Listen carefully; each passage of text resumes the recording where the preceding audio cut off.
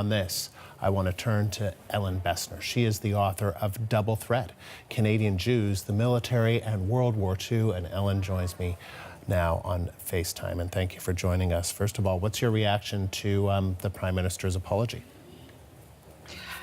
It was very moving. It was long, and it went through the various grievances and horrible experiences that the Canadian Jewish community has been long harboring for many, many decades.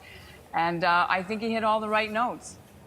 It was interesting that he said it was, he said it was Liberal Prime Minister Mackenzie King that did this. Does that make it more significant that it is a Liberal Prime Minister today apologizing for that? I'm not going to get into politics, but at least they're cleaning up their mess. Yeah. A historic legacy. What is the significance of this apology? Well, words mean a lot, and I've interviewed many, many people who have been veterans, their families, Holocaust survivors, and even though so many years have passed, tomorrow is going to be the 80th anniversary of Kristallnacht, as he mentioned, the Night of Broken Glass.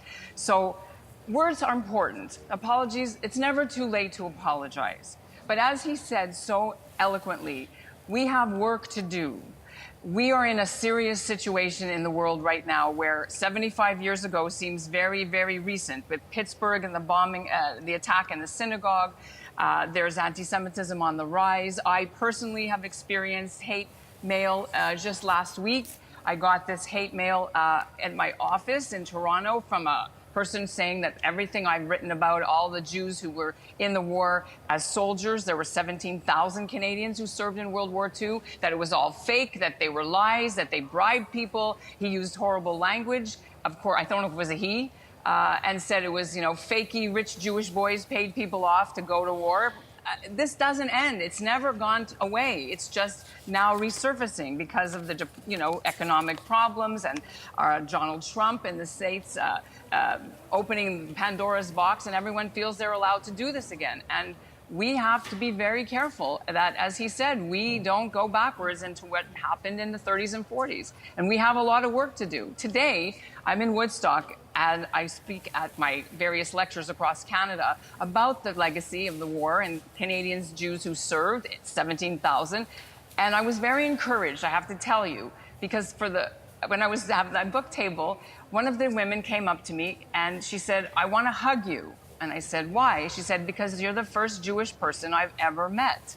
And she hugged me. So that meant a lot. And we need to reach out and educate people. This world, it's not finished yet. We have a lot of work to do. You've spoken with relatives of the people on board this ship. What have they been saying to you? Well, there are many people that are in Ottawa at the moment. They were invited, so the descendants, children, grandchildren, in the House of Commons, including several from my own community in Toronto.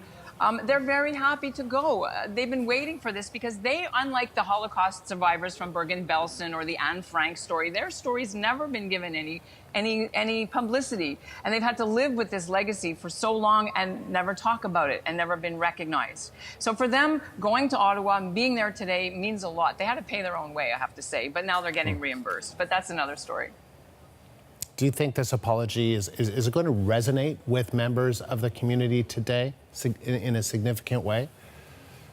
For sure it is. For sure it is. Because with all the security that's at all the Jewish community centers and schools, now extra police, in light of what happened in Pittsburgh, everybody is on edge. Everybody is worried that nobody's got our backs. And I think this will help a lot. The community's been asking for this for a long time. One of our members of our synagogue was instrumental in getting the Holocaust Memorial built in Ottawa.